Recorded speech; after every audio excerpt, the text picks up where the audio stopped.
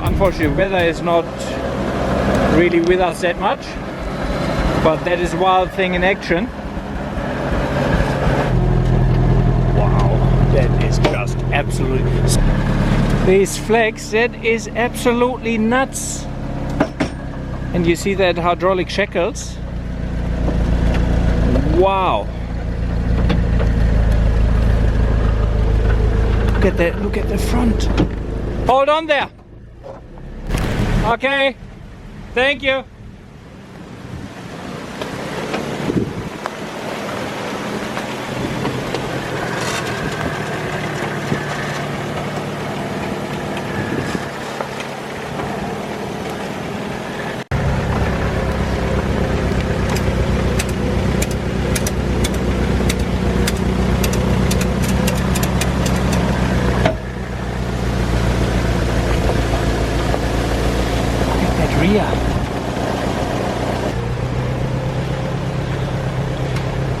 Look at that rear wheel.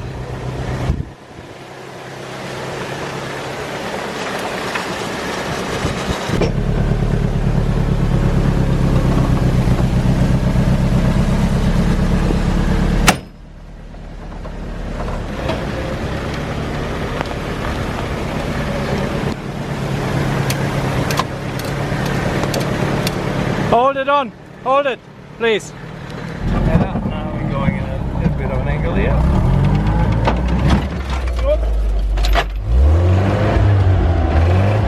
Now we have 15 seconds to get out here because we're lying on the wrong side with a carby. Good, that was 15 seconds or less. Yeah, that's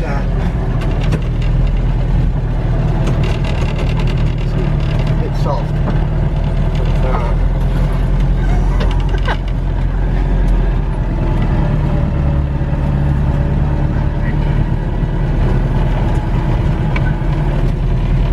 And if we would look from the outside and we do another run, I mean, you see that that thing is now flexed up to the middle and the chassis is nearly straight. That's it, beautiful.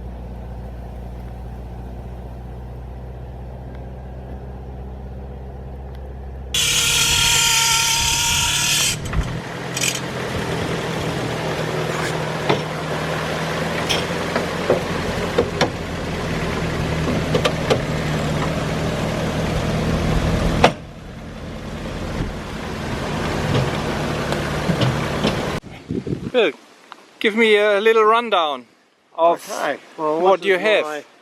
Formerly a Series 2A 1965 leaf sprung Land Rover. Yep. I have a fitted Range Rover front and rear axles to it. That was the first thing I did to it. Yep. And drove it like that with diff locks. Yep. And had some fun with it, but then determined that I needed more ground clearance. Yes. Wheel ruts are getting deeper and deeper with people running 35s, 36s, 37s. I needed more ground clearance, so I decided to build my own portal axles. Yes. I could have bought portal axles, but for $4,500 a set, that was beyond my budget. So I built my own using as many old Land Rover parts as I could use. Yeah. I've got a paddock full of Land Rovers down there, so there's no problem with bits and pieces. And we walk round to the front. I think it's all covered in grease and mud, but that's all right.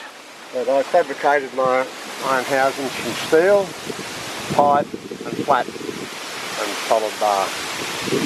And for internals, I used gears from Series 3 and Series 2 and 1 transfer cases. There are 4 gears in each case, 2 pairs of Siamese gears to get the strength. Yep. And the shafts are custom shafts. Obviously it has diff locks. Yep. These are McNamara air lockers. What did I say? The front suspension is a 3-link front suspension. Yep. I did away with the original Range Rover radius arms, which I did have at some stage. Yep. And to get the maximum amount of flex, it's 2 lower links with a ball joint at the chassis, standard Range Rover bushing at the axle. Yeah. There's an upper link that's a bit hard to see here with it all flexed up, but I see goes it. from the top of the differential there, to there, back to the cross member, and that allows the front end to flex. Yeah. Virtually no roll stiffness in the suspension.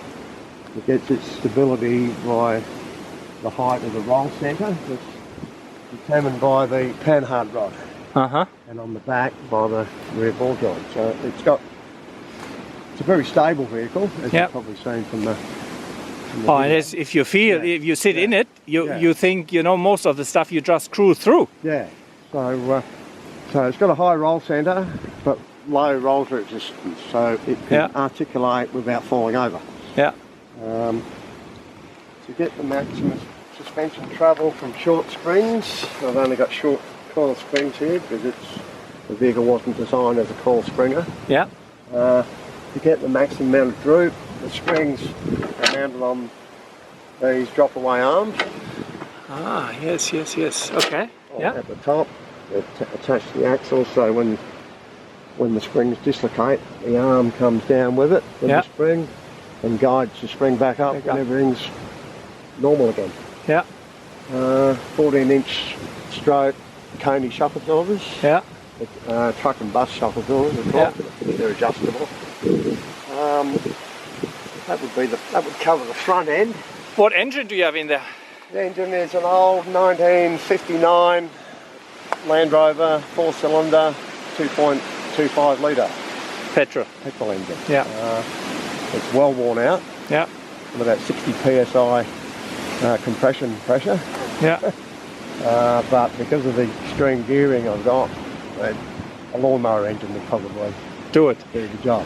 Tell me the gearing, please. Gearing is got the Land Rover engine. Behind that is a 4-speed Ford F350 low ratio gearbox, 4-speed gearbox, which has a 6.65 to 1 first gear.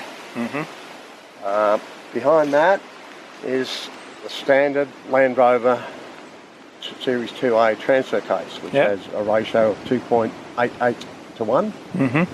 In addition to that, I have an underdrive, which is 2.57 to 1 ratio. The differentials are 3.54 to 1. The portal reduction is 1.56 to 1.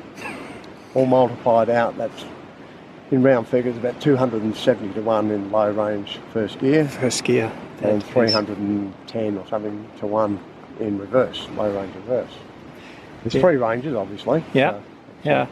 Yeah, I mean, if that's in first gear, we can jump out and have a coffee and a piece of cake and then jump back in, you know? yeah, basically. It's... Right. So that's the front suspension. Yeah, the transmission covered. rear The suspension. rear suspension, still used Land Rover leaf springs, but only down to 4 leaves at this stage. Yeah. To get maximum flex, the vehicle will still carry about 500 kilos of payload Yeah. with it. Spring over instead of spring under. To get maximum flex, these shackles telescope. They're made out of old hydraulic jacks. Yes. Two-stage hydraulic jacks, which are well worn out now. The pistons are worn out, so it clunks and bangs, but still keeps the axle located. Yeah. The front end of the spring, instead of being bolted to a fixed hanger, which would have been there, is bolted to the drop-down, swing-down hangers Yeah. to allow the axle to droop. When the axle's drooping, the opposite side is up here and locked. Yes. Locked on the chassis, can't move sideways. That keeps the So axle. that whole thing pretty much pivots up, huh? Yeah, pivots Yes. up and touches the... Actually, we should see that Yeah. on the other side, huh? Yeah, Yeah. it's a bit compressed there Yeah. at the moment, but yeah, it's locked in the position, so that locates the axle laterally, so there's no problem there. The springs, all they do, apart from lateral location, is they just act as suspension.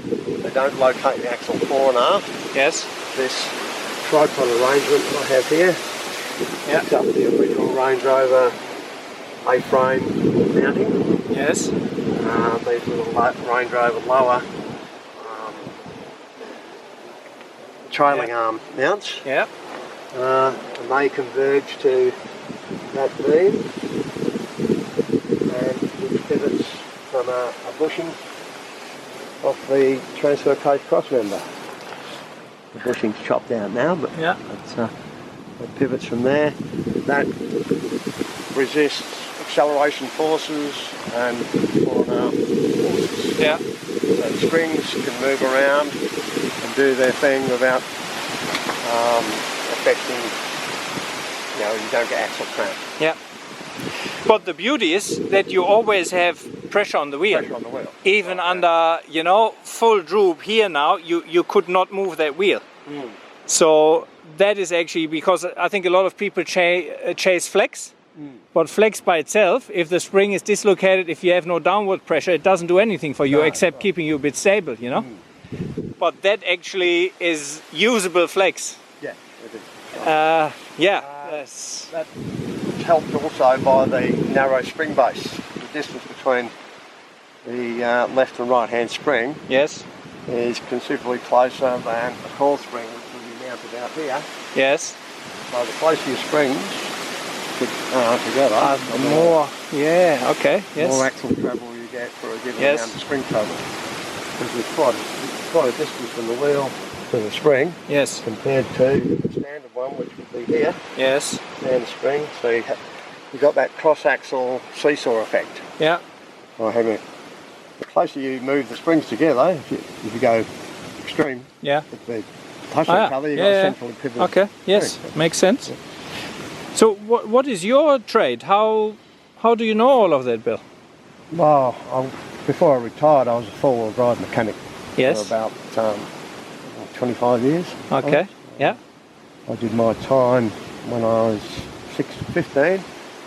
I did my time at a Land Rover dealership, Yeah. and I've done other things in the meantime, but they always sort of went back to working on Land Rovers, Yeah. basically. Yeah. Look, you are Land Rover tragic. That's no definitely. doubt about it. Because I think on that property, I don't know. Have you counted them? How many Land Rovers do we'll we go have? down and count them. Yeah. Not only Land Rovers. It's certainly not one or two. No, a bit more than It's one, a bit so, more. yeah. And absolutely incredible build. Absolutely incredible build. Yeah, sitting in it, and as I said before, you don't feel it. You really need to see it from the outside, unless you really, you know.